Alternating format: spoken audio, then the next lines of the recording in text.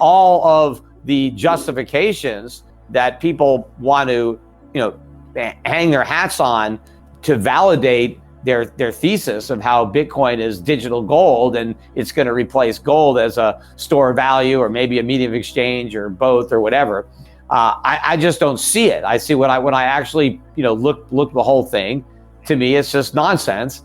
And yes, I understand that if enough people don't think that, there is a theoretical scarcity to the Bitcoin. There's 21 million Bitcoin. There's 2.1 quadrillion Satoshis. But if you want to own a full Bitcoin, there's only 21 million of them there. Now, that could be a big number if nobody wants them. But if a lot of people want them, then maybe the number's not so big. But as long as people want to buy them and the people who own them don't want to sell them because they're convinced they're going to the moon, the price could go up. But that's the same dynamic with any pyramid or Ponzi scheme or bubble. But I think at some point, the psychology is going to turn. And a lot of people who said they would never sell their Bitcoin, they're going to want to sell some. And I think the supply of people who want to buy them is going to be exhausted. Well, there have also been a lot of people who at one point said they would never buy Bitcoin, but have done a complete change on that. And you've been taking a lot of heat for your calls, telling people to get out of Bitcoin when it was around 3,000. Since then, as we know, it broke 60,000, around the high 50s now. One of those people who was once a Bitcoin skeptic, Mark Cuban, and he's had quite a go at you on Twitter. Now, this is the same guy who once said that he preferred bananas to Bitcoin. And Cuban is now saying he sees utility in Bitcoin. And he's made a case that Bitcoin is better than gold, telling you, and I quote, to move on because gold is dead. And here's the tweet. He said, "Let me help Peter. Gold is hyped as much as crypto. Do we really need gold jewelry? Gold can make you a ring. Bitcoin, Ethereum are technologies that can make you a banker, allow friction-free exchange of value, and are extensible into an unlimited range of biz and personal applications." Now, Peter, I know you gave it back to him on Twitter, but we're going to give you a chance to respond here. And by the way, but why is Mark wrong, in your opinion? Well, first of all, that's the hallmark of any bubble, any speculative mania, that at some point, some of the people who were thinking rationally and were negative capitulate and join the party. They just can't resist because it's gone up so much that you have this capitulation where some of the naysayers, join the party. Now, most of the people who were negative on Bitcoin are still negative. I mean, you have a small group of high-profile people who have recently become converts. But also, when you look at a lot of these people, they've also recently become attached to crypto-related businesses. So now they've got a vested interest in the success of Bitcoin. And so I would question their objectivity when all of a sudden they're getting paid and they're involved in ventures that directly benefit from people getting into crypto. And now all of a sudden they like crypto. I mean, back a few years ago when they had no interest and no investments in crypto, they thought it was worthless and Bitcoin had less value than a banana. But now all of a sudden where they have some way of monetizing it and making money off of people buying Bitcoin, well, now they think people should buy Bitcoin. So, there's that's going on.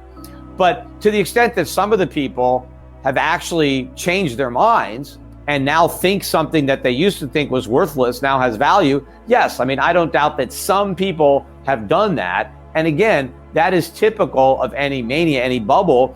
People are eventually going to throw in the towel and capitulate after years and years of sitting on the sideline while everybody else is making fun of them.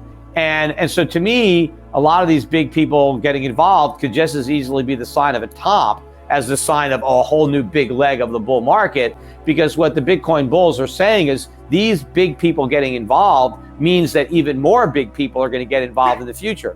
Before we continue, help us by smashing that YouTube like button and subscribe now to this channel. This shows the algorithm that you value the information, and it helps us spread this message. Sharing is caring. Please like and subscribe now. Thank you. And now let's continue.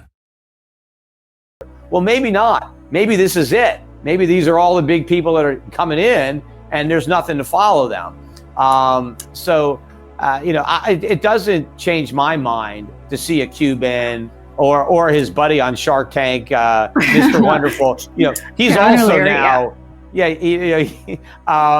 he's touting it, and then of course you've got Elon Musk, who is the biggest.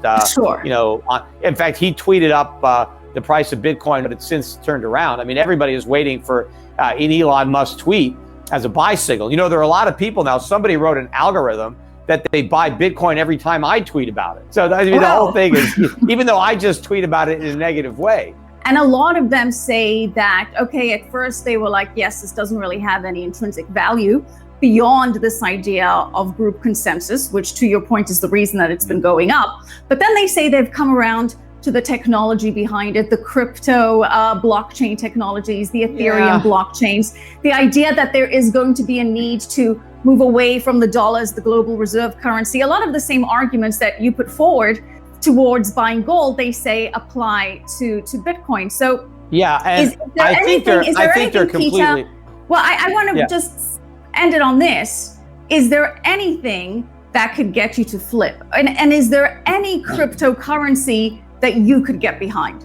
Okay, well, first of all, you take a guy like Anthony Scaramucci. In the beginning, he was skeptical and wasn't a Bitcoin believer, but now he has a massive Bitcoin fund, and he has basically staked his reputation and really made a career-ending, I think, bet if he's wrong on Bitcoin. I get email solicitations. I guess I'm on his mailing list, and that's the only investment product that they're trying to get me to get involved with is Bitcoin. So when you have a Bitcoin fund and you're a manager of that fund and you're getting, your fees, you all of a sudden are completely one-sided and biased. You got to go out there and talk Bitcoin. You got to say Bitcoin's great, Bitcoin's a new gold, Bitcoin's going to go up. So Anthony Scaramucci has a huge vested interest now in the success of Bitcoin. What do you expect him to say? But Bitcoin is great because he makes a lot of money if you buy Bitcoin and he's managing that fund. And he needs everybody to buy Bitcoin because otherwise the price will crash and he'll lose money in his fund because Bitcoin is all based on the greater fool coming in and buying more of it. I mean, the only cryptocurrencies that would make sense would be legitimate cryptocurrency. Just like I don't like fiat paper currency, which is paper currency that's not backed by real money. I don't like fiat digital currency. But if you have a digital currency that's backed by gold and redeemable in gold, well, then that's fine. That's great. I think that would work perfectly. The problem is governments don't like that. So if there are credible digital currencies backed by gold, everybody would prefer those currencies to the dollar, to the euro, to the yen. And so if that were to happen and you had a legitimate threat to the monopoly that central banks have, then the governments would act to shut it down. I think the reason they're not trying to shut down Bitcoin is because they don't perceive it to be an actual threat. And I agree. I think Bitcoin is only a threat to the people who are buying it, and they're going to end up losing their money. But it's not a threat to governments and central banks. But a legitimate alternative to fiat paper currency, real digital currency, stable, that can act as a medium of exchange and a unit of account and a store of value, and that solves all of these problems, which is what a real cryptocurrency backed by gold would do, that the government would probably not tolerate. What to do in such a situation? Inform yourself and keep your financial education strong. We from the Compact Group offer our loyal subscribers a free educational portal with first-hand monetary, financial, and economic knowledge. Enter our invite-only Insider Club by clicking the link below. You will get access to first-class information far earlier than the rest. We have prepared a special deal for all our members where you can access a giant pool of Robert Kiyosaki's financial wisdom for just $1. To find out more, simply click the link below and join our Insider Club absolutely free. But there is more you can and should do. Build up several streams of income. More and more people realize that they have to take their future in their own hands, but they don't know how and where to start. We from Compact offer our Insider Club members unique opportunities.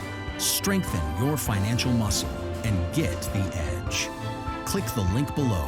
Become part of our free Insider Club. No financial obligations. But there's one important thing you have to know.